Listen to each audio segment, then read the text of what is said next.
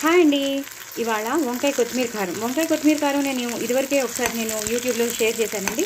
Just refer చేయండి. అయినా సరే కొత్తగా ఎవరైనా ఉంటే వాళ్ళకు తొందరగా ఒక షార్ట్ వీడియో నేను మీకు రిలీజ్ చేస్తున్నాను. చాలా షార్ట్ వీడియో. సో మీరందరూ తప్పకుండా ట్రై చేయండి. నా ఛానల్ సబ్స్క్రైబ్ చేసుకోండి, సపోర్ట్ చేయండి. నేను 1000 సబ్స్క్రైబర్స్కి దగ్గరలో ఉన్నాను. సో నన్ను సపోర్ట్ చేయండి, నేను రీచ్ అయ్యేటట్టు చేయండి. ఇప్పుడు చక్కగా వంకాయలను శుభ్రంగా కడిగేసుకుని ఇలా పొడుగ్గా తరిగేసుకుని ప్యాన్ పెట్టేసుకుని తగినంత నూనె వేసేసుకుని ఇలా రెడ్గా ఇలా మంచిగా ఎర్రగా వేయించి పెట్టుకోవాలి. అంతేగాని పచ్చిగా ఉండడం కానీ అలా ఉండడం బాగోదు. ఇలా ఎర్రగా వేగితేనే బాగుంటుంది.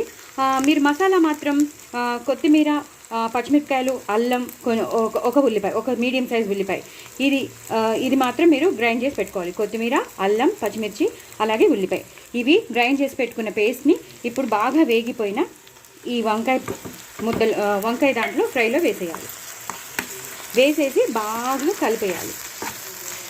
చాలా చాలా టేస్టీగా ఉంటుందండి. ఇది వంకాయ కూర మాత్రం సూపర్ ఉంటుంది. దీన్ని వంకాయ కొత్తిమీర కారం అంటారు. చాలా చాలా టేస్టీగా ఉంటుంది. ఇది వరకు ఆల్రెడీ నేను షేర్ చేశాను కాబట్టి నేను మీకు చాలా షార్ట్ వీడియోలో పంపించేస్తున్నాను.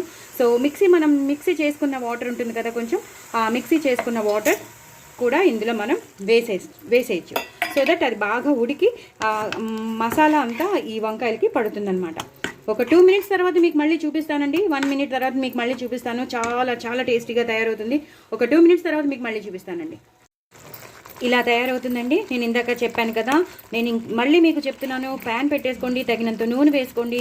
తగినంత నూనె వేసుకున్నాక మీరు తరిగి పెట్టుకున్న వంకాయలు, ఏ వంకాయలైనా పర్లేదు, నల్ల వంకాయలైనా, పొడుగు వంకాయలైనా, తెల్ల వంకాయలైనా, ఏ వంకాయలైనా పర్వాలేదు, అవి వేసేసుకోండి. బాగా కొంచెం నూనె ఎక్కువే పడుతుందండి ఈ కూరకి.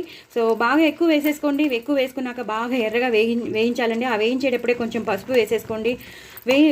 పసుపు వేసేసుకుని బాగా ఇందాక నేను చూపించినట్టు ఎర్రగా బాగా వేగాలి. ఇప్పుడు మీకు మసాలా చెప్పేస్తాను. ఆ మసాలా గ్రైండ్ చేసుకోవాలి మీరు. అదేంటంటే అల్లం, పచ్చిమిర్చి, కొత్తిమీర, కొంచెం పసుపు, అలాగే ఉప్పు. అల్లం, పచ్చిమిర్చి, కొత్తిమీర, కొంచెం ఉప్పు, కొంచెం పసుపు, అలాగే ఒక ఉల్లిపాయ. అంటే మీరు తీసుకున్న కూరని బట్టి మీరు తీసుకున్న నాదైతే చిన్న కూర కాబట్టి నేను ఎంత తీసుకోవాలో అంతే తీసుకున్నాను, చిన్న ఉల్లిపాయ. అలాగే మీరు పెద్ద కూర అయితే కొంచెం ఒక ఉల్లిపాయ, మీడియం సైజ్ కానీ పెద్ద ఉల్లిపాయ కానీ మీరు తీసుకోవాల్సి వస్తుంది. సో నేను మళ్ళీ చెప్తున్నాను, అల్లం, పచ్చిమిర్చి, కొత్తిమీర, ఉల్లిపాయ, కొంచెం పసుపు, అలాగే ఉప్పుతో మీరు గ్రైండ్ చేసి పెట్టుకోవాలి పేస్ట్ని. చాలా చాలా బాగుంటుంది. చాలా అంటే చాలా బాగుంటుంది. కానీ నేను మళ్ళీ చెప్తున్నాను, వంకాయలు మాత్రం బాగా వేగి ఉండాలండి. పచ్చిగా మాత్రం ఉండకూడదు. వంకాయలు బాగా ఎర్రగా వేగాకనే మీరు ఈ పేస్ట్ అనేది వేయాలి. అప్పుడే చాలా టేస్టీగా ఉంటుంది.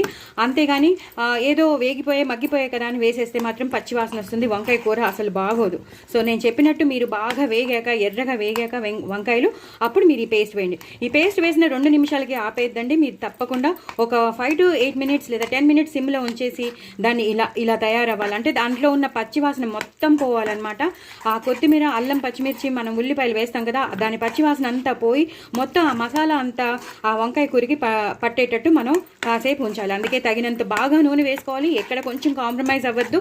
అసలు జీలకర్ర వేయవలసిన అవసరమే లేదండి. ఎలాంటి గార్నిష్ కూడా చేయక్కర్లేదు. హ్యాపీగా దీన్ని మాత్రం సూపర్గా వేడి అన్నంలో తింటే మాత్రం సూపర్ ఉంటుందండి. దయచేసి మీరందరూ నా ఛానల్ సబ్స్క్రైబ్ చేసుకోండి, సపోర్ట్ చేయండి. బట్ వెరీ వెరీ టేస్టీ వంకాయ కొత్తిమీర కారం చాలా చాలా బాగుంటుంది. ఇది యూట్యూబ్లో ఫుల్గా ఉందండి. ఇది నేను షార్ట్ వీడియో చెప్తున్నాను. అది కూడా సేమ్ ఇలాగే ఉంటుంది. బట్ ఇది కూడా మీరు ట్రై చేసేయండి. ఇది కొత్త వాళ్ళు ఎవరైనా ఉంటే మీరు కూడా తప్పకుండా ట్రై చేయండి. బాయ్ అండి.